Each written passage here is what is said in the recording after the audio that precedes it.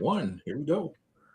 All right, it is Thursday, and hopefully you all have a great week. And we got a great conversation we're going to get into today. Is marriage worth it? And if you're on the fence line, you're thinking about being married, you've been married, you still married, and we want to hear from everybody's perspective because some of you could be married and you can want to give us some advice to say you will have gotten out of it a long time ago, or there are some of you saying, I'm about to get married. Is it worth it? And now don't come at us with all the religious side of it. God said this, man, whatever, because now it's a whole different ball game when you get down to it. And today, Brother Joseph and I, Dream and his wife, Desiree, we're going to get into it and answer some of those questions. And Desiree going to come in it from the woman's perspective too. So we like for you, the women, to chime in today as we get it, because I done tried it. I've been there and done that, got the t-shirt. So I can say I got some failures at it or I got some warnings at it. Either which way, I will tell you that it is not for the faint of hearts. No one taught us how to be married. There's just no one set you down and say this, this, this. But then there's no glove either, because depending on who you marry, 90% of it is going to be a problem. So what do y'all think about that? Brother Joseph, you are already married. And so we can't get you out of that deal. And you love your deal. You good. And y'all are married. Y'all got a whole face in front of each other right now. But if we go ahead and pull out this lie detector serum, maybe y'all just might talk and say something today. So let's go with it. Yeah. Yeah. For those who don't know, I'll be married 19 years. The end of this month. Damn. 19 years, and That's we've a been lot. together for 23 years. I believe it was 23, 24 years. I'm always wrong, but I know we've been married 19 years. I know that part. The men, we get it wrong. But the marriage, it will. So I'm going to make sure I do something special next year for the 20th year. I say. Yeah, so I'm 45 and I'll be married for 19 years at the end of this year. So, and we've been through it all, y'all. Only thing we never been through is cheating. I don't know nothing about that. We both never went through that issue. But outside of that, we went through the ups and downs, the poverty, being parents. We went through family issue. We went through it all. You know what I'm saying? And now we're at a point where we're more balanced. So I think when it comes to, is marriage even worth it? I would say it depends on the person. Because believe it or not, you got some people that just don't think marriage is important. They don't think it is worth it. And that's fine. Everybody has their own, perspective. But we have to, if you understand what marriage really is, I think people marry for the wrong reasons. Some people do it for control. Let's be honest. Some people do it for control. Some people do it for, they think they're in love. And that's going to be the subtitle for our event this year, y'all. What's love got to do with it? What's love? Right? What does love got to do with Yeah, it at all, right? absolutely. Nothing wrong with love. We want to be in love, right? But when it comes to marriage, if we understand the old ways that's been going on for thousands of years, what does love got to do with it? And I think if people approach marriage more in that way, marriages will last longer because marriage is business. That's all it is, y'all. It ain't got nothing to do with love. It's just a business. And if you want to build with somebody, some people, I think, okay, I keep it like this. People get married for two reasons. They want to build with somebody. They want companionship. Nothing wrong with that. And then the other thing, they want to build a generation. They want to build generational wealth. They want to have a family. I think people get married for those two reasons. But I think as long as you keep it in mind that it's business, it's possible it could work out. It makes it worth it. Absolutely, absolutely. Yeah, one of the aspects of, y'all know how I get. I just like to tie in the spiritual element of this thing and just give the family the understanding, why are we down here as two different poles? So now we just look at it and say, okay, why is there a masculine? Why is there a feminine, right side? And why are we completely different but need each other? Complementary. Right? Why do we have this opposing ideas and forces and ideologies, but we want each other really, really bad? So, when we break it down all the way to the smallest, minute energy possible, then we got to ask ourselves, well, okay, well, what is marriage? And as we know, us metaphysicians know that marriage is just sex. So now getting into the sex aspect of it, right? You don't want to be just sticking your, what you call it, Joseph, your key in everybody's universe, because you don't know what kind of universe you're going to fall into. a universe full of aliens, demons, Did they freeze up over there, Yos? evil Oh. spirits. Oh, am I no. frozen? It's fine on my side. Okay. Go ahead, brother.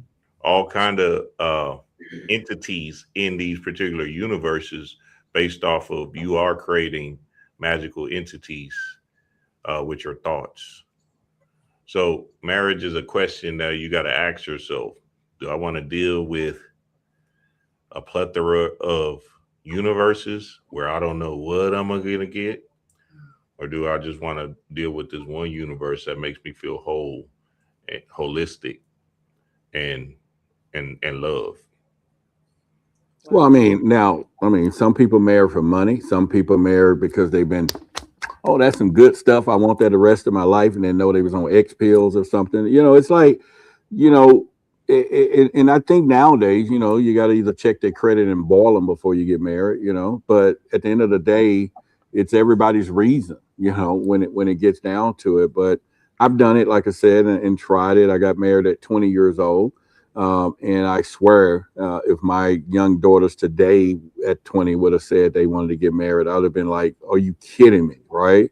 But you couldn't tell me nothing back then because all you thought was, this is just a license to do what you're going to do, and of course and we said it before, I ran into people who says, okay, we can get married, or maybe the pinnacle is sex, oh yeah, because a lot of people got trapped into this one, no sex before marriage, and then get married to have sex and find out that it was a terrible price to pay to have to marry somebody to have sex with them. So it's like, it's just so many reasons. And so as brother Joseph was saying now, what does love got to do with it? Who's actually marrying for love today, really, honestly?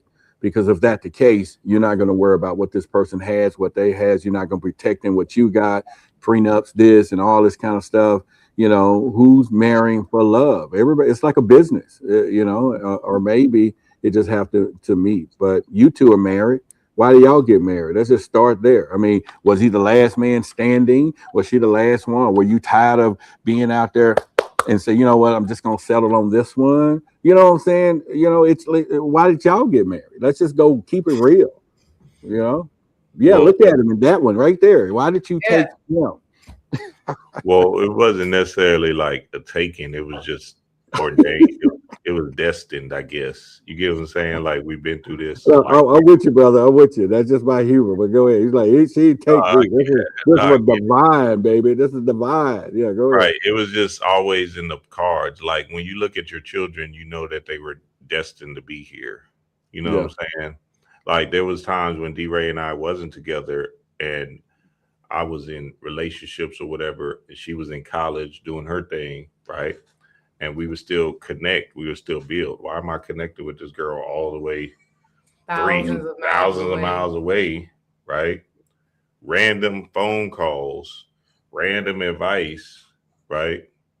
We see each other, randomly kiss. You feel me? So it was just something that was already, you remember the movie Hancock? Like, when you get closer and closer together, now you be wed. Now you're just a divine, powerful force. So naturally, what we came to realize and understand is that we've been doing this for lifetimes and lifetimes and lifetimes, because our connection and our experiences through the Akashic records, just seeing our past lives, just kept on showing up with, oh, this person, you did me this way in this lifetime, you did me like this in this lifetime, and so on and so forth. So there's a person out there for everybody. I think it's just people are not looking in the right places. They're passing up that person because they don't look like their ideal man. Like, D-Ray and I didn't know each other was going to be, intimate partners. So I'll say it like this too. I think, so there's two separate conversations that are happening, right? And this is why I think we got to really get clear about what it is that we want. Because are we talking about the paperwork of marriage, or are we talking about divine union? Mm-hmm. So what we're talking about is a natural unfoldment of ourselves and our relationship. So when he says, like, We met. I was a freshman in college. He was working at 24 Hour Fitness. I decided to work at 24 Hour Fitness because I just needed a job and I wanted to be able to still work out so I can stay in shape for volleyball season. I remember being at that front desk in my little cute 24 Hour Fitness shirt, in shape, turning around in the middle of the gym and just seeing him. Time stood still. Like, I just zoned in on him, right? And we instantly became friends. And I had a grill in at 24 Hour Fitness. And he was the alien, okay? I'm talking about shoulders out here, waist nice and slim, 6'4". I said, who is this man? But I did not know that he would be my husband and my partner. I just thought this is a cool person. Hey, all that stuff Bashar is talking about 2027, you looking at him right now. So we make eye contact, we connect, and we become instantaneous friends. Mm-hmm. I called him when I was in college at South Carolina State, the Orangeburg, South Carolina Bulldogs, right? I called him. I said, hey, I'm being given the opportunity to go play volleyball in Pittsburgh. Do I stay at this HBCU that I love, or do I go to Pittsburgh? Do I move up north, go to this white school and have this totally different new experience? I called him. He was not my man. He was just my friend, but we had a real conversation. It was real perspective, right? And then as the years went by, we kind of just stayed in connection like that. And anytime we were together, there was just transformational things happening. There was just growth happening, manifestations happening, right? Greater self-realization happening. And so when he's saying it's divine, he's not talking like from just being so woo-woo. That's the real unfoldment of our relationship. So we got to ask ourselves, are we looking for that, or are we looking for somebody to fulfill this physical contract and paper with? And we did the paper thing too, but that was after us already understanding that we were one and that we were already married in spirit. Mm-hmm. Mm-hmm. So people have to ask themselves, what do they actually want? Do they want that partnership? Do they want that spiritual thing that can grow and expand into whatever? Or do you want, this business partner, this contract person, are we moving from that perspective? Mm-hmm. Mm-hmm. Yeah, right? I had a consultation today, a client of mine, a consultation today, and she's a stud, right? And she's what's that? Stud is a female that masculine presenting lesbian, masculine energy. Oh. Yeah.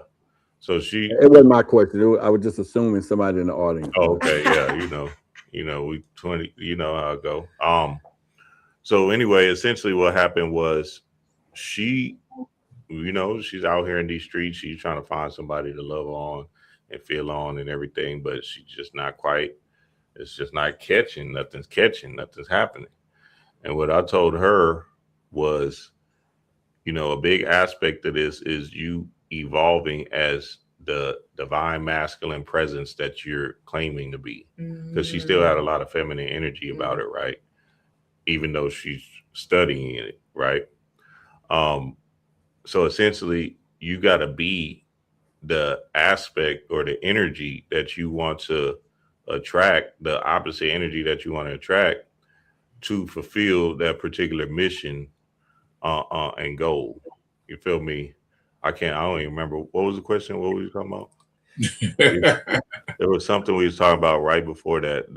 For the reason. Well, we were just talking about like, what's the point of being in a relationship? Oh, right now? So that's what I was telling her, right? That you don't go out and find it because you're trying to be in something. You just become it, and then naturally it'll come to you. Mm-hmm. Mm-hmm.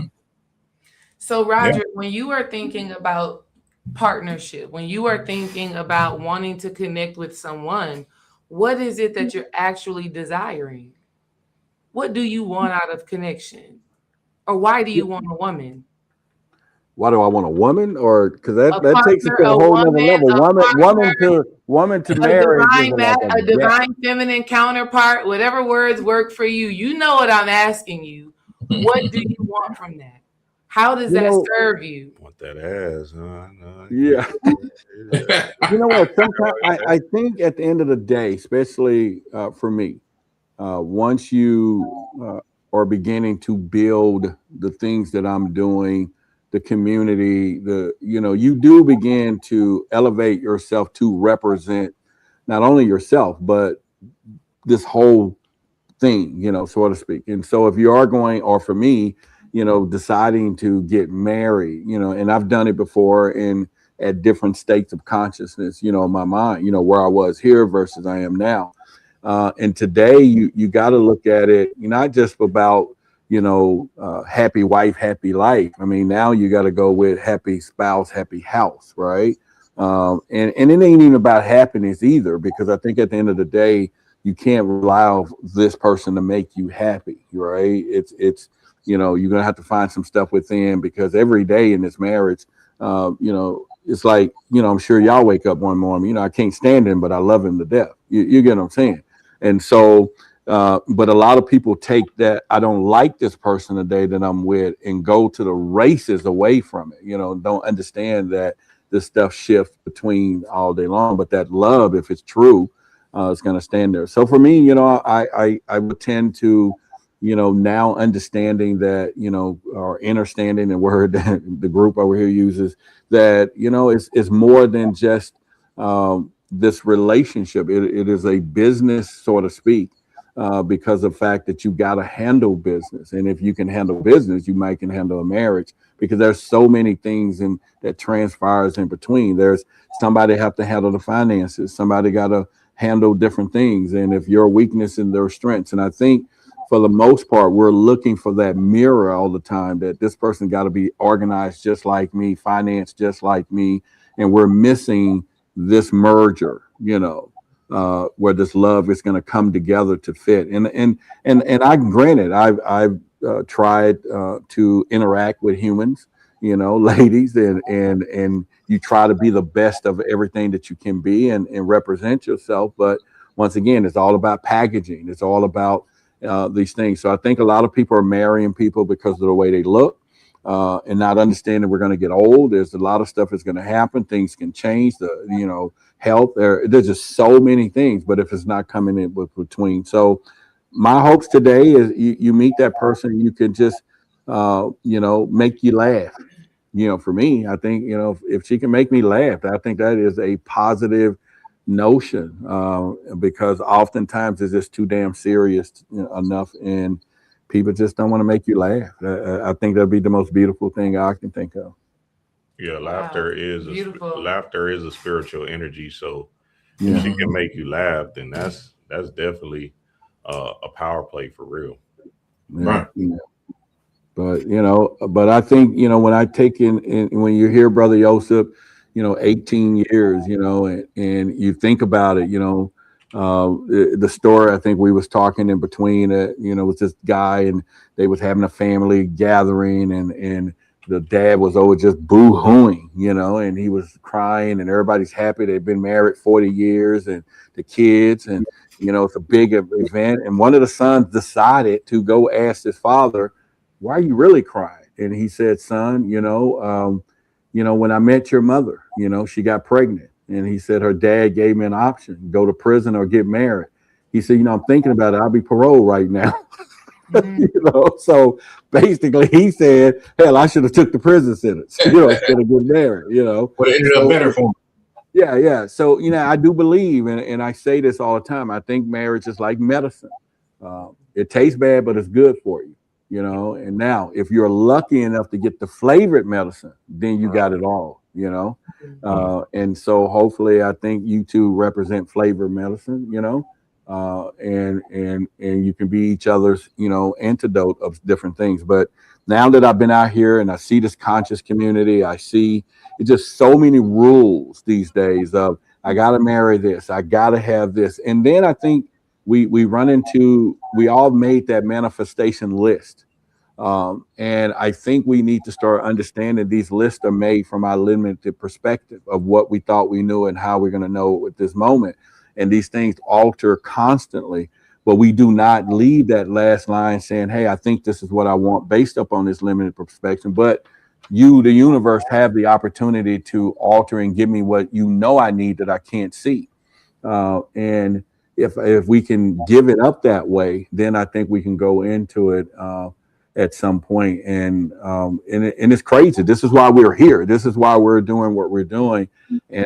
And it's the end result is to get married. And for some people, and would I do it again? And as I pass it along to you all, you know, and Brother Joseph, and this is that question. I think there's a lot of women, mainly women, who are dating guys that they are waiting on the question, will you marry me, but never ask them, will you marry me? You get what I'm saying? Because there's a distinction between him saying, yeah, I'll get married, but not to you, and then being with you for 3 years and 4 years and all these things, or a year, and you giving him everything, you know, and all these things, and not understanding there's a difference between someone says, I don't want to be married, but I might.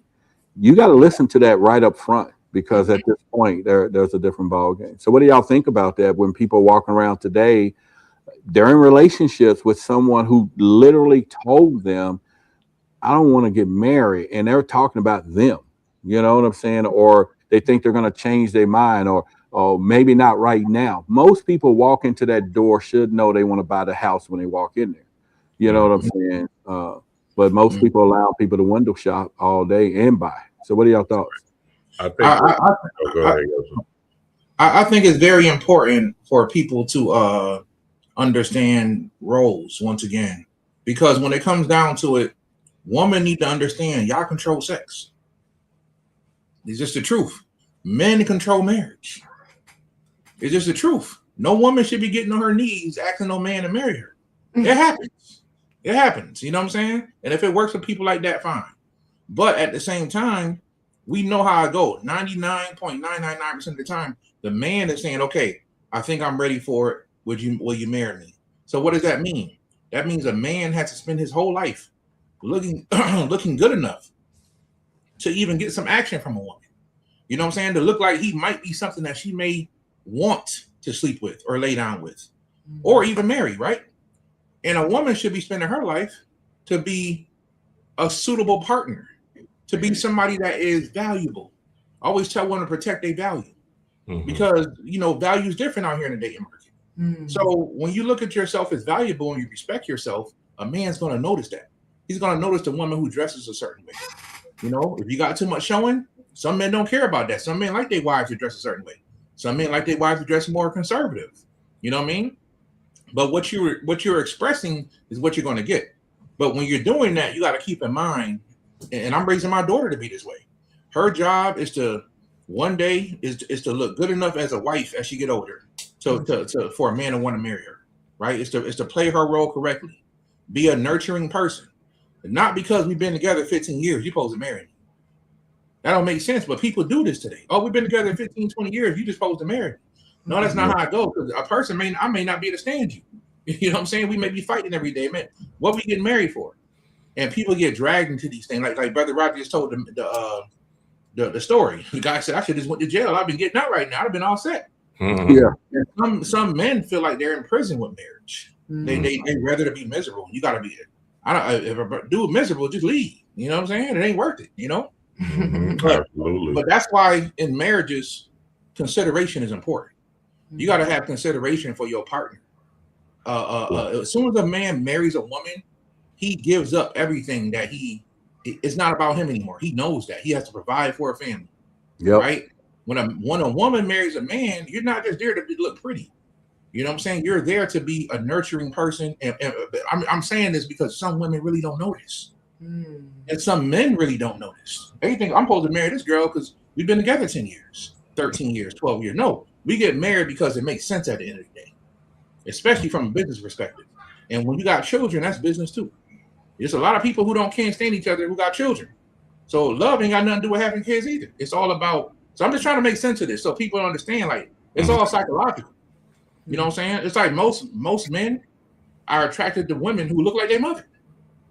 Right? It's a psychological thing. Like, it's not even that. I'm not saying a person like your mama. I'm saying psychologically. You know what I'm saying? If you got a mama that got more shape. Most men psychologically are attracted to women like that. Mhm. So a man spends his. I ain't gonna say that part, but at the end of the day, I'm gonna stay on topic because I get passionate sometimes. But at the end of the day, we need to understand roles, and this is where I think we need to get religion out of marriage. We need to get religious part out of it because the religion is messing up a lot of things because it's putting people in these fake spiritual contracts with these fake pastors that you don't need to do that. All marriages thousands of years ago was all spiritual and tribal. The tribal family came this way before Christianity, way before Islam. You was in the village or whatever. Your father knew that father. Actually, you was pre-married before you even put together. Your parents put you. What do they call that? Arranged marriage. Marriages, Mhm. right? It was all to bring value to the family. We don't do none of that no more. Nobody cares anymore. You see what I'm saying? That's the problem, y'all. So because we're doing it the wrong way, people been hurt. They've been messed up in marriages, and now it's like we got to come back to the fold and do it the right, correct way. Mhm. We don't need state marriages anymore, in my opinion. I was young when I did it. Mhm. You know what I'm saying? But me and my wife have the conversation all the time today. We would have never got married state-wise because we know things today. Mhm. You know what I'm saying? You really get married through the state because they think that you're a minor. That's why you shouldn't call yourself a minority. They think you're a minor who doesn't know how to get married by herself. Minor is a child. A minority is a child by law. You don't know how to get married yourself, so we're gonna marry you. You don't know how to have a baby yourself, so we're gonna give you a birth certificate. You don't know how to have a baby. Yeah. That's why the state comes in. We don't need state marriages anymore. We need tribal marriages. We need spiritual marriages. Mhm. Yeah, that's good. That's Yo. right. I got two things I want to throw at y'all that Brother Joseph just said. Let me and- answer that real quick, though, Yeah. Roderick, because Joseph just hit on something very profound, especially with what you were talking about, Roderick, in the aspect of like, why people ain't getting married. They're having these long 8-9 year relationships. And I think the spiritual essence of a person, the consciousness of these brothers that's not asking is rising. So they're kind of becoming more aware, right? They're kind of becoming more conscious. And they're like, look, I love you, but this governmental issue thing, I don't know if I want to necessarily do that. Why do we got to do that? Why can't we just have like Joseph was saying, a spiritual marriage where we just know that we're married, but what's the notion of this paperwork, of this contract? You know what I'm saying? So that's what D-Ray and I was in. We were in, that's what we are. We're in a spiritual marriage, right? Cool. But then we found some benefits with the houses and stuff like that. So we said, yeah, this actually makes more sense to coop, right, with the government thing. But again, our first bond is like, look, our bond is together, not to Donald Trump and them. Well, I mean, so two things that Brother Joseph meant, and again, I'm gonna echo something, and I think if you really, this is for the men, if you really look at women or woman or whatever, most of them are going to dress like their spirits. And when you see how she's dressed, you will know the spirit, whether she's covering herself or whether she's showing every damn thing, whether she's a little this way, halfway. And it's a great indicator. And if you don't really think it works, just walk into a hospital and you will know who's who by the way they dress. You'll know who the doctor is, the nurse, the patient with his ass out. You'll know who everybody is. And so you can take that to understand that, especially if you meet her at these places and everything is showing everything. And I'm not saying that you don't have a sensuous woman with her man and she wants to, they looking good together at night, but there is a indicator in some places. Now, my biggest question, and this is for you two, both of y'all, all of y'all, Brother Joseph mentioned about, we talk about roles. Now, I think this is very important because this can go for women and men, but let's say men in particular. There's men in different positions. For example, I'm leading a community. He's leading a tribe. You all are doing what you're doing. Now, do this understanding need to be understood? Because, you know, we think about the church. It's easy for a woman to say, I'm marrying the pastor because I'm the first lady. The role is already defined. She can walk into it. It's defined. She knows she got to support him. She knows. So it's like, oh, that's easy. But depending on your partner, how are you going to define? Because that woman that's used to working with the guy, or my last husband worked at the bank, and now my husband over here is running a community, you know, and the support structure is different. The thought structure is different. The conversations are totally different, but yet, you know, we think this is a cookie cutter situation. I'm a good woman for this person. And that goes back to what you asked earlier, Desiree, because oftentimes it is a very distinctive conversation. If I literally look at a woman and say, you know, you can be responsible for thousands of lives. And they'd be like, how? Well, that piece that I don't have at home, I can get on air and say some shit and change a lot of people's lives because of what we're dealing with.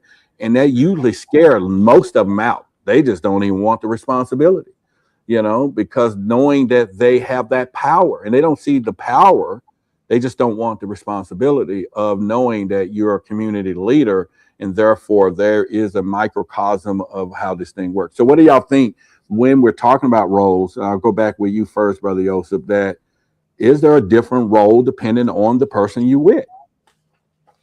Yeah, absolutely. I agree with that 100%. There's definitely a different role. A lot of pastors in the past have picked their wives who look like he probably will pick her because she's gonna look like the most beautiful first lady that anybody ever seen. And he'll pick her just off of that. When her mind might be messed up and they go home, they fighting 24/7. Does anybody remember Juanita Bynum back in the day? She was like the female TD Jakes, big time, this and that. I remember when she got married, she got both hands married. She got two big rocks on her hands. I was confused. I said, oh, she doing this for show, right? But then later on, her and her husband was boxing, having a whole boxing match in the middle. I think it was a Target parking lot. You know what I'm saying? And people were shocked. I wasn't shocked because I knew they was fake right then and there. You know, you can see the egotism in a lot of stuff people do. And we know that's big in the church today anyway. I don't even understand why people go to church anymore. You know what I'm saying? Because it's like, what you there for? It's like, church ain't nothing like it used to be. There was a certain level of morals and principles now that don't exist in church no more. You can go to church wearing whatever you want. People be in church cussing. They go to Western Lane on the weekend. I remember back when church folk didn't curse. That's not real today. Church people curse. They drink liquor. They do whatever they want to do. There's no more morals. And I think that's a tactic that the government is pushing to get rid of principles and morals. Just do what you want to do and live your life. Hey, be free and don't be responsible for nothing. That's good, Joseph. Right. Wow. So now this lady's being coming up and he's married and but she don't got no. She just, her job is to look like the first lady. She has no responsibility. Like he's not even challenging her. And this is what happens. So to answer your question, brother, yeah, there has to be if a man, this is how it's supposed to go. A man supposed to have a plan, right? And the sister is supposed to come on and partner with this man and say, okay, let's build this thing together. Yeah. But I always tell all men, you got to give your family a foundation. Growing up, what happens? This was even happening during my generations. A lot of the men in the house get dragged to church by their wives. Come on, baby, when you come to church with me, you know what I'm saying? My grandfather never wanted to go to church. My dad never wanted to go to church. You know what I'm saying? Come on, baby, when you come to church with me. The man today have to give their family a foundation of something to believe on. Those are the families that's going to make it. And when the husband and wife come together and they work together and everybody play their role right, we can't forget that part. When everybody play their role right, the man has to be the leader. That's the way God designed it. Some people disagree with that. That's fine. They don't have to, but just tell me how it's going for you. For any household where the woman leaves the house, tell me, I'm just going to keep it real today. You know what I'm saying? Any household where a woman leads everything, just tell me how it's going. Prove to me that it works. And I ain't got nothing to say. I have never in my life seen one that works. Right? So there has to be the man leader, but he respects his wife. Right? He has respect, and he considers his wife and everything that he does. Right? And y'all can make it. And she considers him because she knows her role, he knows her role. So yes, there should be a whole testing, and that's what dating's for, before a man or a woman even get in a certain position. Yeah. We started dropping, huh? Yeah, that's fire. That's good. Yeah. I think that's what it is. I mean, you know, a guy has to have a vision. If you don't have no vision, no direction, no plan, no action, no purpose for your life, then how you gonna lead her? How you gonna be a leader? You're not. So essentially, a masculine energy is about being that leader, that purpose driven perfect person, right? You have to have some kind of vision, some kind of mission for your life. And as you're doing your mission work, your devotion work, essentially what's going to happen is a goddess will come along to assist and nurture that vision with you. You don't have to worry about, see, this how spirit work. It'll just come, it'll just drop in your lap. Like, yeah, that you need this person to help you, and you won't even notice it. Sometimes it might not be somebody you're looking at. You might be just like, you know, bewildered, not even knowing. Mm-hmm. And all of a sudden, it's the person that's been giving you ideas, giving you this game, helping you, assisting you. Yeah, I'll come with you to that thing, right? Y'all laugh and you just kiki and joking, thinking it's something that you know what I'm saying, that's small, but they're right there with you right now. And yes, I'm speaking to you, Roderick. So again, we got to understand. I know. She's in that room right now. Trust me. It just feels like now. What are we talking about? Room as in the universe, or there you go, in the room in the universe. I get it. You know what? I've had some experiences. See, we started this thing. When you look around, you'll start to sense. All right, wait a minute. Hold on. Wait a minute. Hold on. You'll just start to look and say, wait a minute. No, you got to complete the sentence. Wait a minute. Hold on. Run. Save yourself. I mean, what? Which part? She is right here behind me. Yeah. She is right here behind. She's right here. Oh, you look around. Oh, damn, it was you the whole time. You know what? I used to say that 100%, that the woman, you just, every time you stop, it's bumping into you, and then you're going to be like, she's there. But you know, a lot has changed. I think, Brother Joseph, you and I talk, and a lot has changed over the weeks, and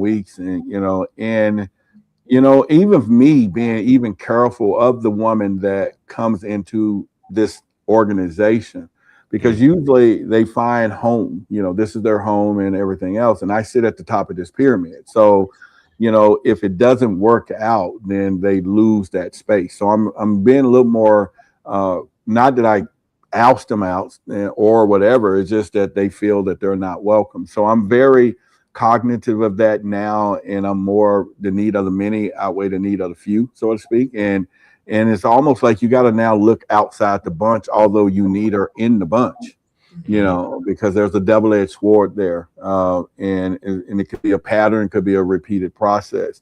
Now I'm a little getting better at it now, because you can, taper those things off a little earlier and go, okay, don't.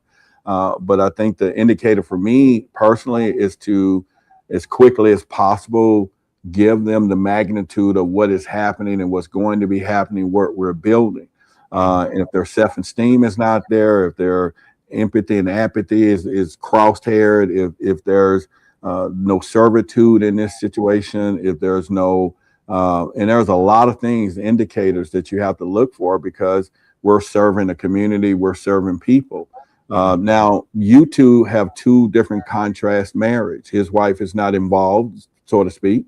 Y'all are involved. So I think that's a good question to go into, and y'all can kind of go the difference. I don't know if Brother Joseph's wife saying, I ain't got nothing to do with y'all, or he's saying, I don't want her to have nothing to do with y'all. And then you two saying, we're going to do this together transparently, and so I think those are two ball games. Now, I think now that I sit in the middle, maybe I should choose what Joseph has, or maybe I've always wanted what y'all had, Well, and honestly, I don't even know anymore, because it's like, they're going to have to drop out the sky and be like, boom, I catch you. Okay, now you here. Because other than that, if you are looking for there's a rare woman that's going to build a community.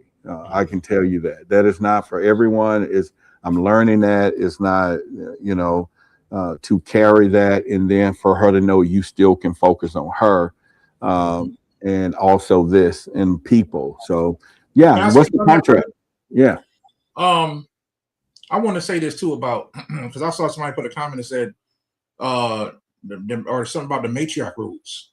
I'm with that 100%. Right? I'm with the matriarch all day. I'm with the great mother spirit. But people got to understand what that is. People only look at that from one perspective. Just like the patriarch system, people look at that from one perspective. When it comes to matriarch, let's take something like I named my daughter Nubia. Right, Nubia. We all know Nubia was more of a matriarchal system where the females, there's a lot of female queens that was doing their thing. Right. The matriarch really means love rules because men, when we rule, we don't really think about emotions. We think about getting it done. We don't care who we hurt.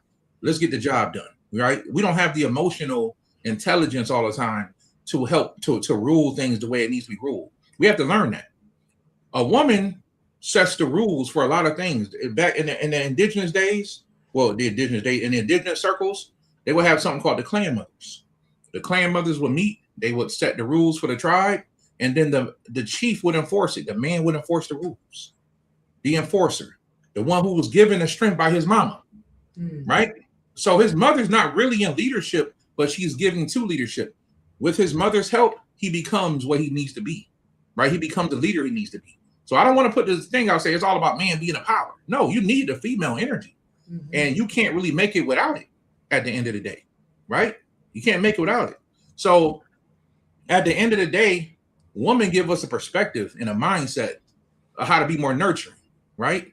You want to take a tough guy, soften him up, put the right woman around him, he softens up. There's a story of Ogun leaving society and saying, I don't want to come to society. I'm going to stay out here and I'm going to build. You know, Ogun is this big, strong, masculine character who creates society. Ogun creates society. That's my spiritual father. And then they had to go call Oshun. They had to go get the female energy just to get this, because he was so big and strong and powerful, nobody can make him leave, come back to society. They went and got the beauty and the energy of the divine feminine, Oshun, to get him to come back into society. You know what I'm saying? It took that energy because the right woman could make a man soft again, right? She could make him think about certain things. That's 100%. You know, so I want everybody to understand that. So at the end of the day, when we talk about the divine feminine energy and the matriarchy ruling, I'm with that all day, right? But with that comes a balance. They set the standard because they'll think. See, the women will think about children. They're gonna think about the elders. They're gonna think about stuff. Man is like, let's go to war and let's win. Right? Let's get the job. We enforce things. Women nurture it, and they're gonna make sure it's all laid out. Right? Even in my tribe, I got female energies in my tribe where I wouldn't be able to make it in my tribe without the certain female energies in my tribe. Right? In my house, Brother Yosef wouldn't be able to make it without my wife. I'm just gonna keep real. So I want all the sisters to understand that we need y'all, right?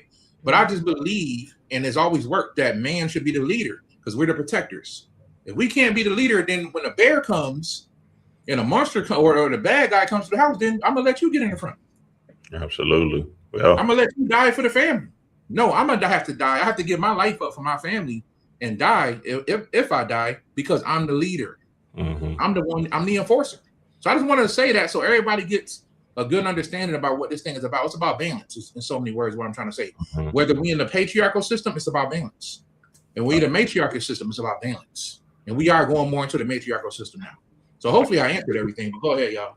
No, that's good. Right. Well, let me say this real quick because you know, we don't want to make love a logical thing. Love is definitely not logical. It's irrational, it's illogical, it's not. So something that's gonna happen with you, Roderick, is that how did I get to be the poster child? But you know what? Bring it on because bring it on. Because I was thinking the same thing. I was spiritual, so you know when you were talking. So keep going. But, point. But essentially, you're believing like the person might have came into your community and left, and might come back. That's what I'm saying. This thing they're over there laughing. It's not gonna make any sense. You're gonna be like, there was no way and all of a sudden she's back and you like, oh, okay, well, you can do that little thing right there. But now she's ready for the mission to serve your devotion work, your community service work. And this is what I want. That is good. So we got to get out of the logic and the reasoning of it because it's not going to make sense. But what I also wanted to say when it comes down to these roles, sometimes we have to grow into our role. Right. Yeah. Right. So you don't want to already have this assumption that a person has to be ready to be who they have to be. We are always in a process of becoming and unfolding. And as we continue to evolve, how we support each other evolves and changes as well. Mm-hmm. You know what I mean? Absolutely. So I think a major part in relationships when it comes down to it is people have forgotten how to grow together. Yeah. They forgot what that process looks like individually and what that looks like in a relationship. Mm-hmm. Absolutely. And you can be married and be separated, like physically, emotionally, mentally, spiritually, but then you can get back together in an essence of, okay, I found my path, I'm back. You know what I'm saying? We're finding our way back because y'all might just be going through different energies, identity shifts. You're just changing. Different levels of consciousness at the time. Different job opportunities is moving you in a different direction and is draining on your spiritual energy, not only your physical energy, right? So now you're taking on this role, this person is taking on this role, and y'all are doing two different things, but y'all trying to meet back at the top of the head of this thing, right? And essentially, you know what I'm saying, it's just about understanding that are you trying to grow? Mm-hmm. Are you trying to, keep elevating to another level of consciousness and God? And that's the thing that makes spiritual union, marriage, relationships worth it. Because if we're all here to grow our spirit, our soul, our light, and we understand that being in relationships is one of the fastest, most powerful and impactful ways to do it because you have this mirror in front of you. You get to see yourself through the reflection of your partner. Then you're going to say, yes, sign me up. And even if, so this is the way that people have to start thinking about relationships, whether your relationship is great or you're in one of those rough patches, right? Because a part of what you've talked about, Roderick, is people just throwing away the towel, right? Throwing the towel in, waving their white flag. I don't want to do this anymore, right?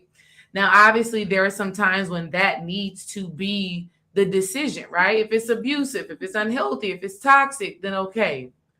But growing pains is a part of relationships, right? Rediscovering each other as you've grown and evolved over the years is a part of the relationship. And something that I really teach and I really believe in, I told y'all this last time, each year you are in a relationship brings a specific blessing and a specific challenge. Yeah. That's right. True. Every year you have to learn a new lesson within your relationship. And so fortunately we have this spiritual insight that helps us to work through that, right? But that stuff is to be expected. I kind of grin. The team is over here. Y'all can't see them. They're sitting in their chairs, and I must admit, I did a thing with Source last year, and it wrote out of who this person, and it was like, you're going to meet this woman. You already met this person, blah, blah, blah. You go through this.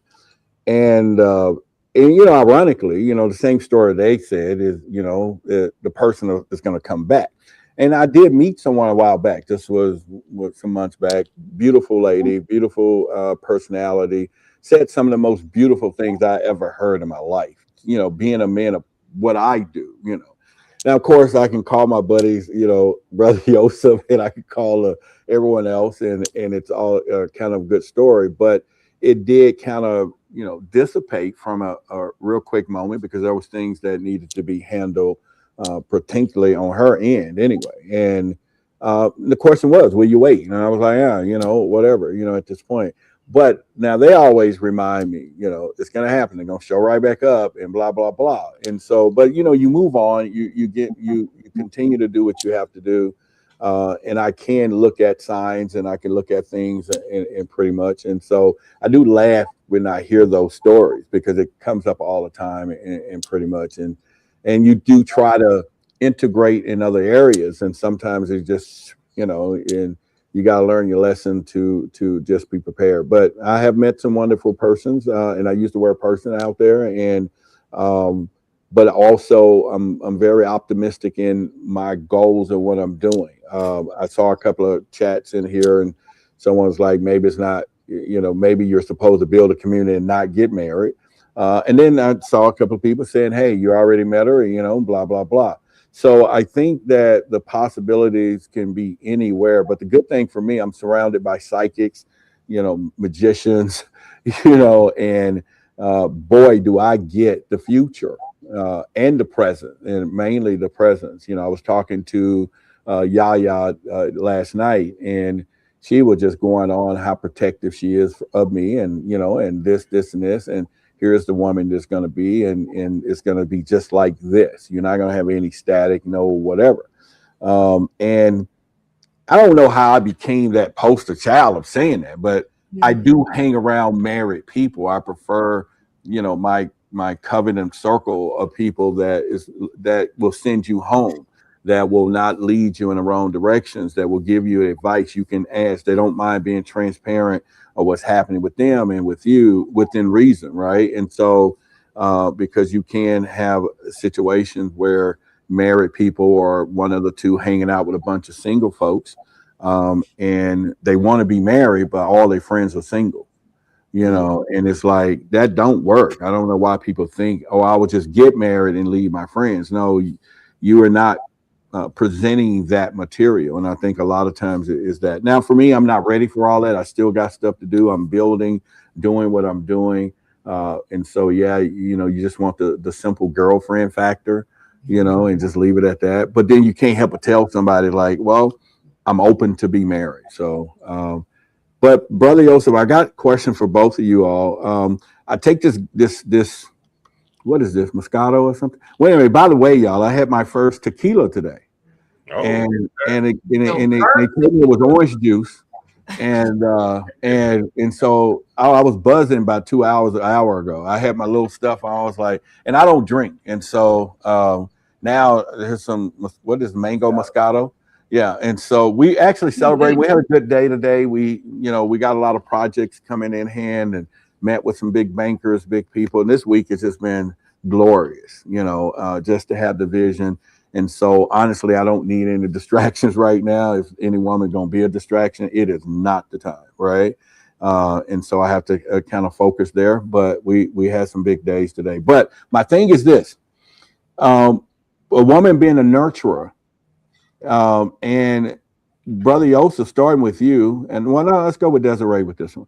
A lot of people, they can say this is half full and half empty. And do we need an always full of femininity where she's going to be a nurturer, or because you got a lot of masculine energy that can be in these things, and they switching it back and forth, or do we need her to be full of that? Because at this point now, that is something we're dealing with out here, where there are some masculine tendencies that is conflicting, by the way. And now it's like you either run back and forth or not. So let's go with this. How much of you being a woman, and being the boss woman of doing what you're doing, how do you lay that down? And then as a man, and let's just say a woman, you my friend, and you said, hey, and you need to make sure this woman is high feminine or not. Let's go there. Yeah, I definitely think there has to be a level of balance. You do not want a woman that is all feminine 100% of the times, because she won't do anything in that space, right? Because feminine energy is very passive, it's very receptive, it's very laid back, relaxed. And so this means if something needs to be cleaned or food needs to be made, business needs to be handled, those things don't happen when a woman is overly in her feminine. When a woman only does things based off of how she feels, that will be tumultuous, right? Yeah. So women, we have to learn to find balance, right? We have to learn in what space and place do I need this masculine energy? Do I need this discipline? Do I need to be action oriented? And then in what spaces do I need to relax, be receptive, let go? You want your woman to have some masculine energy because it is her masculine energy that will initiate some sexy time, right? Yeah. Because as a woman, that little 10% of masculinity is the thing that has me go out and give. Like you understand what I mean? So you need both of those, because otherwise you're just gonna have you a pillow princess. Okay. Just receptive, just receive. Do we understand? Yeah, pillow princess. I hear it there. You know, that's that side of it. I'm being funny, but no, that's good. That's good. That was good. That was good. Absolutely. So you want a woman to have healthy masculinity within herself, because you still want a woman that has her own dreams, her own goals, her own desires, and she needs healthy masculine energy in order for her to bring those things to life. You don't want a woman that is only focused on you. Oh, yeah. I know that some people may not agree with that. But we'll ask Joseph over there in a minute. Over there. Yeah, here's why I say that. Women, we need purpose beyond just being a wife and a mom. Right? Because when we only live for our husbands, when we only live for our children, we don't even take care of ourselves in a way that would keep that man attracted to you. You don't take care of yourself in a way to where your children are like, you know, I look up to my mom. I appreciate my mom. I don't have this helicopter mom. My mom has passion. My mom has purpose. My mom is doing something that makes her happy, that makes her proud. Do we understand? So as women, we need that balance. We got to be centered, you know, that masculine, that feminine. That helps us to show up better in love and in our partnership. When I'm a little bit selfish, I'm better with giving and nurturing and taking care of him. Do we understand? So when you're holding up the cup, what it brings in my mind too is pouring from an empty cup. We've seen women, mothers, wives, have nothing to give but keep showing up for her family. Right? So that's where that masculine and feminine energy also comes in, because the masculine energy is able to look at things and say, you know what, I don't have enough to give right now. I'm gonna chill. I'm gonna say no. Yeah, I had my basic second mom. She was a mom, a wife, and she just raised all her kids until they were 18. And the husband was always out. He was a construction builder. They became millionaires, whatever, right? And essentially, she was just in the house with nothing to do. By the time the youngest one, that she had 4 boys, the youngest one had got to 16 because he was out doing his thing, exploring the world, blah, blah, blah. Anyway, what ended up happening was she ended up going to pursue a job because she just couldn't wait to get home, right? She just couldn't wait for her husband to get home and him, you know, putting a plate up for him and da-da-da. So she ended up being a job. She was a millionaire too. Millionaire, you know, didn't have to work, nothing like that. End up getting a job as a crossing guard just to still be in the active mode of nurturing children while they're crossing the street. And then, you know, she did that for 2 hours a day, went home, came back, did it another 2 hours, went home, came back. And she just absolutely loved it. She's been doing it now for, I think, 8 years, going on 8 years now. And she just feels so, you know, thankful for just that experience, that job. So you're saying all of that. You're saying all of that to say what exactly though? Like, well, we have both. We have both energies inside of us, right? This is yin and yang, masculine and feminine. Out of darkness comes light, and you know this infinity energy that's inside of us. Speaking of infinity, the 8-8 lecture, 8-8 new love life time is here. That energy inside of us is something that's, you know, always in and out, zeros and ones, right? So we came down here to explore ourselves, understand ourselves, right? but then carry out a particular mission with whatever encompassing energy that we're leading with. So if you're leading with the masculine energy, you definitely want to be action based, forthright, thorough, right? If you're leading with the feminine energy, you got to be nurturing, intuitive. Maybe you create a spiritual business. Maybe you are into clothes, right? Maybe you're into creativity, creative design, and stuff like that. You're designing a website, having beauty products. You see what I'm saying? All of that stuff. That's a part of this thing, and that's how you could create a balanced approach in your life. And we have hemispheres go ahead. I was gonna say, and we have two hemispheres of our brains for a reason. It's because we need both. Women that have an intuitive hunch, right? I like to think of how our mind works like this. First comes the spirit, the feminine, the intuitive. But then I need my masculine mind to help me rationalize and act on those intuitive hunches. You understand what I mean? So you want your wife not just to be, have that insight, have that spiritual wisdom, but to know what to do with it. And that's where that masculine energy comes into place. And tomorrow, before you go, Yosef, tomorrow, Dream Wise, D-Ray Wise, my other bro god, Jock, we're going to do a live on, what's this thing called? Disclosure Day. Yeah. The Fake Matrix, tomorrow, 9:30 a.m. And I'm going to break down everything about it that's saying Neo, Trinity, Morpheus, Fake Matrix. Mm. Yeah. No, I agree with everything that's being said. 100%. I agree 100%. There definitely has to be a balance. Even a man, he has to know when to put on his feminine energy, and be nurturing towards his wife. Your wife may be sick and she can't run the house. You got to be able to take care of your wife. You got to be able to show her love. To be considerate means to be in your feminine energy. You know what I'm saying? So I agree with that 100%. Even as far as a woman having a hobby, I think that's important.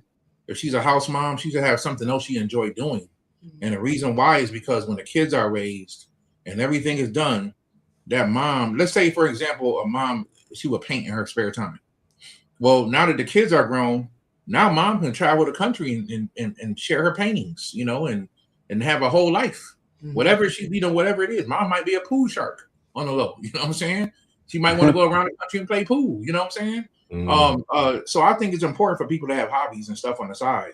Mm-hmm. One thing I did for my wife is I told her, you're going to get something else, because I noticed she needed something else to do. So she ended up opening up a makeup company. You know what I'm saying? We took the time, went through the makeup company, and that's gave her something else to do on the side. You know what I mean? So yeah, I agree. A woman has to know when to be in her feminine, when to be in her masculine. I agree with that 100%. All right. So Brother Yosef, starting with you. And of course, the title is Marriage Even Worth It? Would you do it again if this one was out? No. People weren't expecting to hear that, would they? Did they? I always say that because people like, what? He said, I got to be married, y'all. I got to be married. Same for you two. Just imagine y'all not here, but would you do it again? Well, let me say this real quick, right? Yeah, you got to clean that one up. Come on. Right. No, I ain't gonna clear. I'm gonna be honest, be 100% transparent. I've been blessed in this life to have a great marriage, great wife, and everything. And you know how it is in some lifetimes. You choose in another. I was just laughing. Keep bringing it on. Come on. Mm-hmm. You may choose in your next life. Say, you know what? I don't think I want to have no kids in this life. You know what I'm saying? You may choose your next lifestyle. Like, you know what? I think I want to do this in my next life. You know what I'm saying? So I'm not saying I want to be in a partnership. if something happened between me and my wife. We are talking about this life, not cosmic, not reincarnation. We're talking about this one right here. No, I would not get married again. You know what I mean? Because it's not necessary. You know what I'm saying? It's especially dependent. That's just me. I think differently. Depending on if my business is already established, if stuff's going on, I'm a little strict when it comes to certain things. You know what I'm saying? Like if I'm 50 years old, you know, and I am single, a woman got to have her stuff together. If I'm going to date her, I ain't got time to wait. I'm 50. That's just me. You know what I'm saying? And what I mean by have your stuff together, you're gonna have to already be in your divine feminine energy. I ain't got time for you. You super masculine. I gotta wait for you to be feminine. You know what I'm saying? I'm 50. How much time we might have? We lucky we might have 25 years together, right? I ain't got time. That's just how my brain thinks. Now we in our 20s. I can be patient. I'm gonna work with you. You know what I'm saying? Let's build and grow. But if I'm 50, 55, 56, I ain't got time to wait for you to get to your divine feminine energy. You have to be in it now. Because I feel like if I've been working on my masculine energy, what have you been doing all these years? You been masculine? Oh, well, if you 50 and I'm 50, you might have a hard time coming back to your prime. I'm not saying it ain't possible. I'm just saying that you may have a hard time, and I ain't got time to wait. So if I'm 50 and I'm single, I'm never going to get married again. And that I want people to know I'm not because my marriage is bad, because I did it already, and I did it very well. It's like I just want to. If I'm single now, I just want to be single and say, hey, I got my daughter, whatever, and I'll just be. God forbid something happen between me and my wife, right? I'm just going to live the rest of my life. Maybe I go travel the world and do all the stuff I want to do in my 20s. Maybe I go sit on top of a mountain in Tibet and go sit with the monks. You know what I'm saying? And that maybe I don't want to know. Maybe I want to know what it feels like to not have a lot of responsibility. I don't know. I just don't want to do it again. Now, will I be in a relationship again? Yeah, I'll date. I'll have relationships. I'm not scared of a relationship. And I'll find another good one. We could be together. But you got to know, we ain't going to no state to get no marriage. It ain't happening, Captain. It ain't happening. You know what I'm saying? And that's just me. You know what I'm saying? So I implore and I push people, stay in relationships. And if you've never been married, try it. You know, get married. It's beautiful. It's great. I experienced it. You know what I'm saying? I'm just keeping it 100% real with y'all. You know what I mean? So yes. All right. What about you two? Yeah. Okay. So That was a long no. No, it's Yeah, not really okay. that. It's just that the word marriage, I think, is tripping us up. Is really when we look at the aspect of this thing in three-part folds, in three energies. There's you, there's her, and then there's the union that y'all have.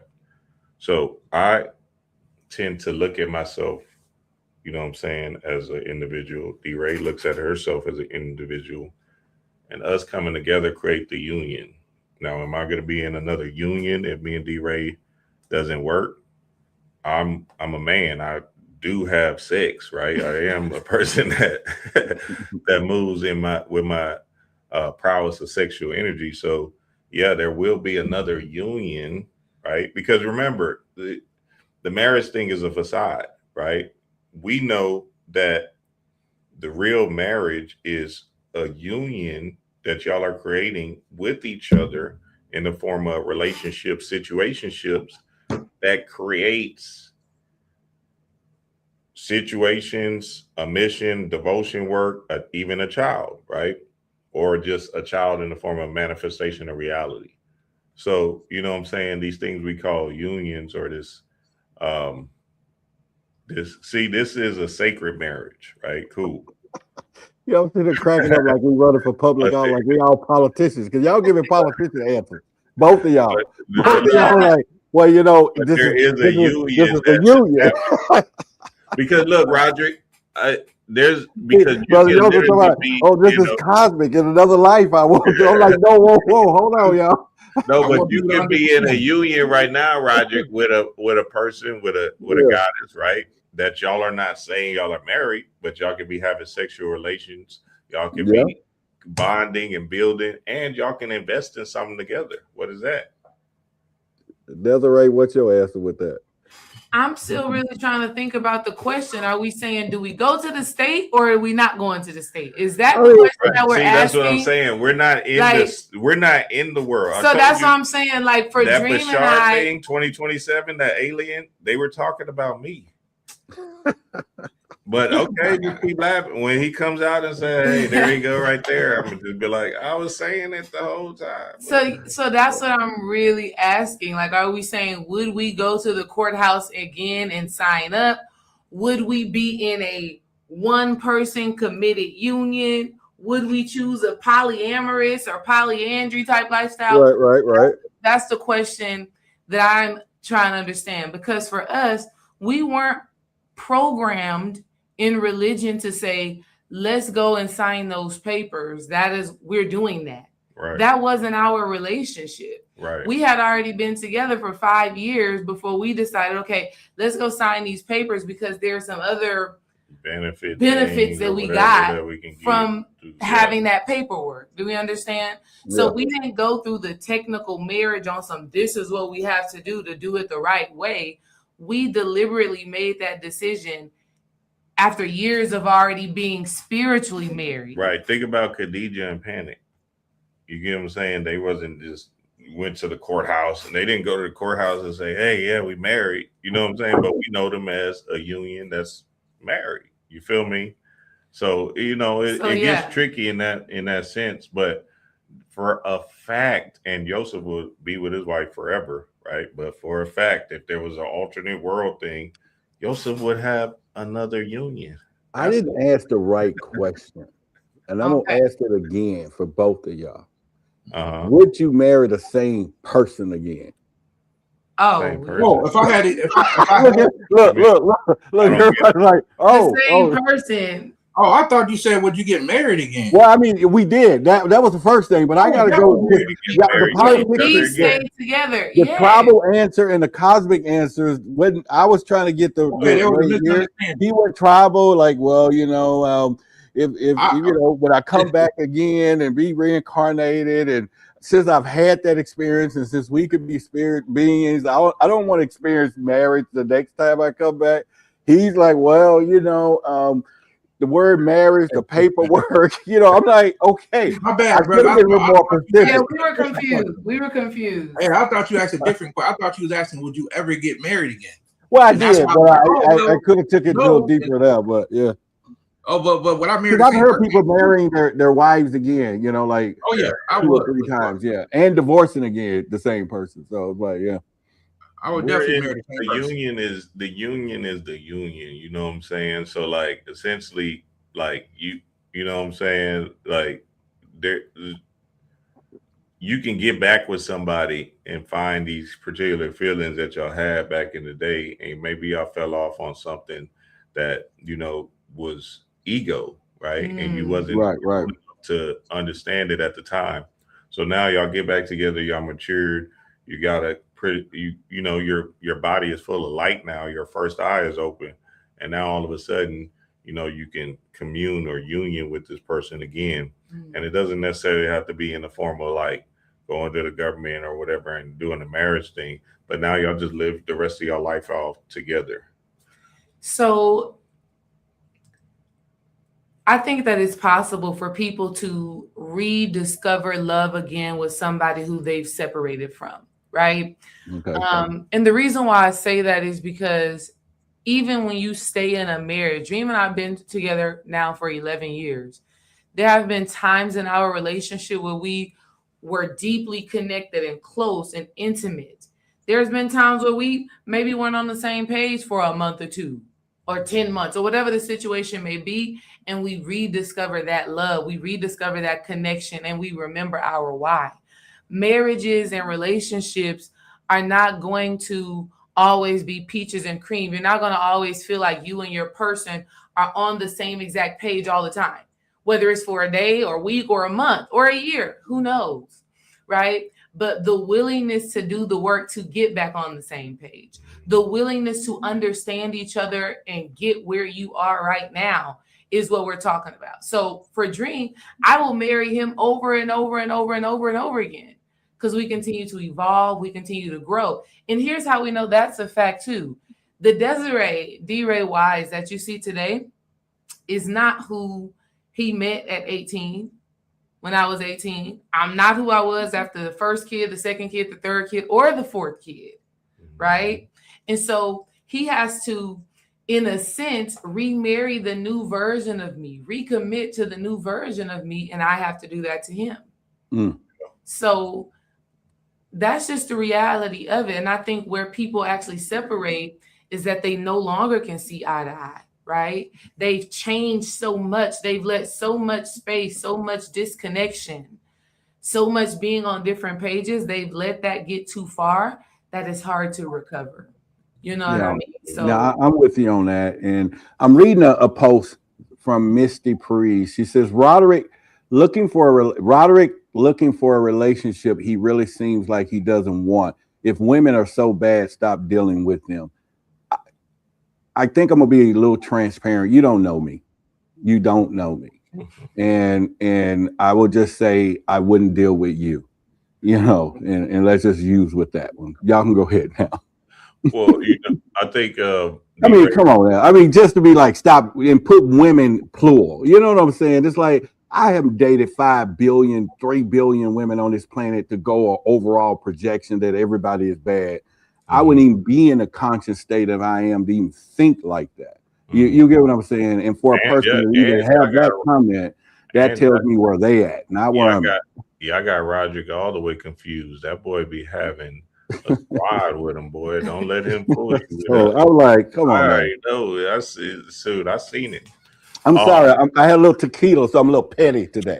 No problem. That's what I wanted to ask you. What made you drink on today? What's today? 6, 8? Well, we have, over the last week, I've had some trying negotiations. We're doing a lot of big things, of course, but overall, in the last few days, we have really, as a community, and plus us as an organization and group, and every now and then we've had some great moments over these last 2 days and today.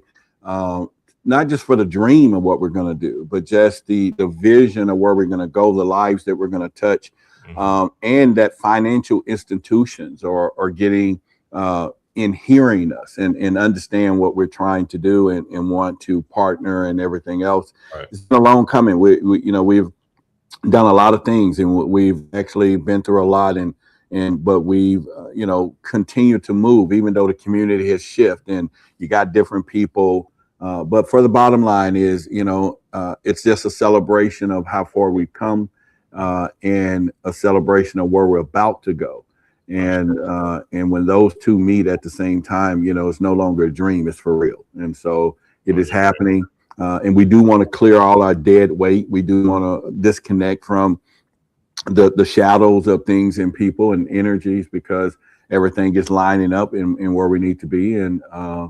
And like I said, I got some great people here that's been here and others too that's not in the room and all of that. But today was just a good day. And so I had tricked into my first orange juice drink, I didn't take the red ones because the red ones look a little fishy, but the orange ones like, oh, it's orange juice, whatever. And so, and I never drank the night a lot anyway. My dad drank enough to last me and my kids a lifetime. And so that was one of the things that I didn't do.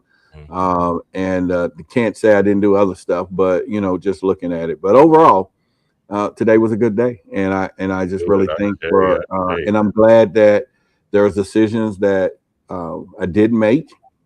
I'm glad that there's people that did make decisions when I could have made a decision and they knew more about themselves and who and all that than I knew, right? And so I look back on it and I thank each one of them. I thank everyone, for all the rejections and redirections, and not just, people in our community, but everywhere. And so today is a good day.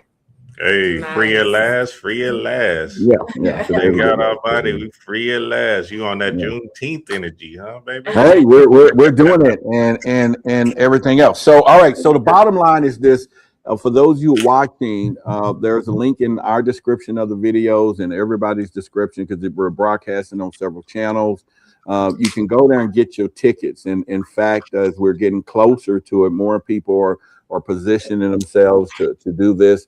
It's going to be really good. Barely the things that we talk about here ain't nothing compared to we're going to do in public, where we're going to be in that room together with bar none, no restrictions, because there's things we just can't say here, right? And we borderline it, but it's going to be open. It's going to be intimate. You can, there's no fear and shame or whatever questions you're going to have, the problems, and because we're in problem solving. Now, we are very aware that you're not going to come in single and walk out with a mate, but it's possible that you may meet your person because of the energy that's going to be in the room, because you got to remember whoever's there is searching. And so therefore it's not going to be a bad place to put your hook in the water, right? And so I think at the end of the day, you all should get your tickets. come in and, and chill out with us here in Dallas. Great location, great where we're going to be, time we're going to spend each other all day and do that. So again, in the description of our video, you will see newlife.org there where you can love and make sure the word love is in it. But anyway, you can click the links in everybody video descriptions, go and it's going to take you over to Eventbrite, get your tickets. And so with that being said, we're going to ask the audience right now, we're going to take a poll. And I just want y'all to write yes or no in the chat. Is marriage worth it? I just want to see yes or no. And let's just see what y'all think in the audience. And we're just going to gather from there. And if it's more no's, ain't none of us going to get married with paper anymore now that we know what that means. If it's yes, then, but I do believe that when I run for politics, like the politics that we just saw, somebody talk about no, not just yes or no, but I do believe when the politics hit that every license in the world that we have has an expiration date besides marriage license. So when I run for office, I'm gonna say a marriage license needs to expire every 2 years. And then that way you can just look at a person like, hey, I'm not renewing this. You know what I'm saying? And just bag out, at midnight it's done. You know what I'm saying? So I know I will win running on that principle and everything else. So look like we got in the chat a bunch of no's. We got no's and yes. And I understand marriage than I did when I was younger. So legally, absolutely not. And so, what we see now is there is a mixed emotion. There is something that we know there's something in our communities and everything we want to solve because there's a decisive factor that have yes, have no, meaning nobody's getting married because we need either yeses or not. Right? Can I ask on this question? Yeah. In the chat, would you guys get married if it didn't have nothing to do with legal? Would you still be married? Because you already are. We're doing that now. The person. I just want to ask.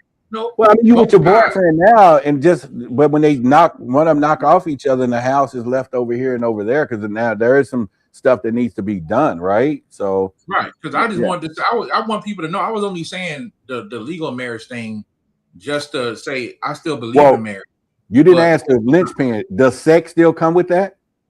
Well, that's what I'm trying to explain. That's what I'm trying to say. Like, okay, sex is marriage. Like Dream explained earlier. Dream was talking about that earlier. It was like, when you have a sex with her, that's actually. And I'll say this. I'll say this real quick. The ceremony, the people partying, that's just a ceremony. The real marriage happened when you went into the tent with that person or the room and y'all had intercourse. That was the marriage. That's what sealed the marriage. Mm-hmm. That's always going to be marriage spiritually. That's the true marriage because marriage is spiritual. So yes, would you going to be in a long-term relationship with somebody and let that be a marriage? I'm pretty sure most people will agree that they still want to be with somebody. But as far as going to the state, I'm just saying, I just threw that in there. I wasn't saying that was the main topic, but main thing, I just want to throw that in there. You know what I mean? So let me say this too, because as I've been thinking about this right now and thinking about some of the no, yes, all of that when it comes down to the legal, a lot of women do want legal marriage so that they can have something if that union does not work out. Because if a woman gives all of this light, insight, feminine energy, nurturing, sex, all of the things that helps man be able to build his business, have wealth and abundance, and at the end of that union, she gets nothing, right? Or she has nothing that can represent all the work that she put into that union that supported their wealth building, then that is a thing. It does have its benefits. So it is a very tricky thing, right? And I want to be very real about that because I get both sides of it. What it really boils down to is, and it's going to be a hard one because it kind of sounds woo, but it's true, trust. Mm-hmm. Mm-hmm. I agree. And I had to go ahead, Yosef. Go ahead, sis. So Dream and we did the legal thing. We share bank accounts, like we share everything, right? But I have to trust him enough to say, if this doesn't work out, this man who I've done life with and built, raised these 4 kids with, I have to trust that he's going to make sure that I'm good and that our kids are good. And even if he's like, forget about the mama, I'm going to make sure them kids is good. If they're going to be good, I got to make sure she good because they can't be good if mama's not good. So it's so important to look at the heart of the person you are in a relationship with. Yeah, definitely. Are they a giver? Are they selfish? Can they look at the bigger picture of a thing? Or and these are things that, they say you don't really know a person until you actually going through some deep shit with them in this way. You understand? So it is a challenge. There is benefits to getting legally married that would protect, and I'm speaking to women, but they can also, it's different for men. So these are things to think about. So ladies, you have to really look at the heart of your partner, the type of person that they are. And this is also why women need their masculine energy. Because I'll be damned if I don't have any skills or resources to where I can't make my own money. I got to know for myself that I can make my own money, right? I just turned down a job opportunity just this last week, during this week, where I'm like, I'm going to trust the vision that we are building with each other, And that's a major thing for me to say, you know what? I'm going to rely on my husband, still do my own thing, but trust that my husband is going to always have my back. Together or separate, he's going to make sure that I'm taken care of so these kids can be taken care of. But again, that's why women need their masculine energy. They have to be able to go and get it themselves to know that they will be all right, whether the relationship works or not. That's going to segue us into, I think, our next show. We're going to talk about money and money integration. When do you keep your money separate or put it together like you said? Or we dating? I got my money, I got your money. I make more money than you do, or I'm a little better with my money. Oh, now we're together, or we're going to have one banking account. What happens? When of all of this? Because I think that's another deal breaker because you hear it where you've seen where the man is, maybe he's making more money or vice versa. The other one get the stack their paper because I want a man to pay all the bills. You know what I'm saying? I want to say one thing, my brother. Yeah. I agree with everything, but I just want to say, definitely, sisters, when you getting with a brother, definitely make sure he's a provider. He's a good man. And when you have children, yes, there should be some legal steps you take, whether y'all married with the state or not, that's going to make sure you're secure. Like prime example, in my tribe, we create our own documents, but we also make a trust for the family. And there's certain standard that the man has to abide by. Even if they break up, he got to pay child support to the woman without the state. We create our own version of that. He has to take care of his wife, especially if he's making a certain amount of money. There's stipulations. So definitely, I would definitely say if you guys have children, make sure he's setting you guys up with legal things like a trust for the family, for the sake of the children and for you, because the woman should definitely benefit if she's the wife or she's helping take care of this man. You know what I'm saying? I'm just saying that you guys can set those things up yourselves and benefit legally from that. We got babies in my tribe who we give documents to, and these babies' documents, they can get birth certificates, they can get all kind of stuff. And whatever they want to do, and we're already doing this. So I just want to put that in people's mind.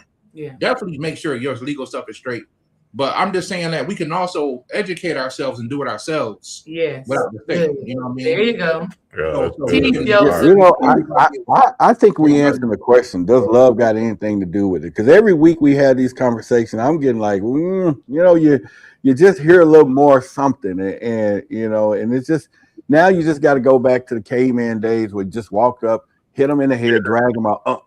I'm pick you. It's like, because, at this point, it's like so many variables that we're looking at to find a mate in not just conscious community, what we're talking about, but, it can go from true love, pure love, to paperwork love, to paperwork restrictions, of course, and then we're going into money, sex, this food, what are your mindset or what your energy is, what not your energy, and do you got 6 legs, you're an alien, or you not, or and it's like so many variables, to where we're going, and there's got to be some answer. Should we just be blind, so to speak? and then you meet your mate because of just the energy and what you feel. There's no material world. There's nothing to worry about. It's just, trust, and we're both walking in the dark. It's kind of like a story that I tell people, and I've said this before, and we'll get everybody off of here and get ready for the next one. But I'll leave y'all with this story, and it's something I wrote in one of my books, and it's called like loving, like being in an ocean. We know it's a big ass ocean, a lot of people, but we're submarines.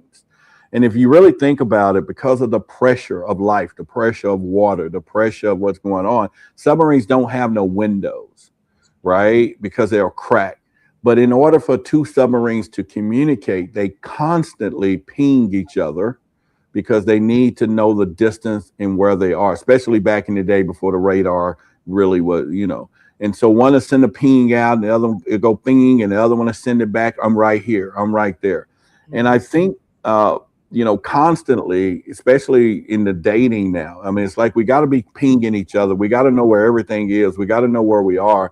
And we're just not doing enough of that. But yet, we have all these other restrictions and everything else. And so I think it's very interesting where we're going. But I think at the end of the day, I don't know if we're getting this farther away, or we're getting more things to look at, or are we truly knowing what the fuck do love got to do with it? Because obviously it just don't, and maybe they ain't the verdict.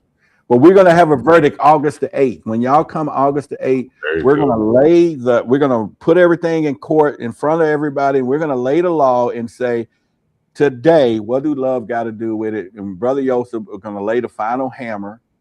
All right. I'm going to do my closing arguments. They're going to do their closing arguments. And we're going to find out if love got anything to do with it. But in the meantime, you got to be there for the verdict. What do y'all think?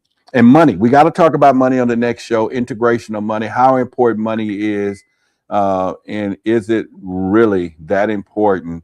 Because love ain't got nothing to do with it if you ain't got no money. So, romance without finance is a nuisance, so to speak.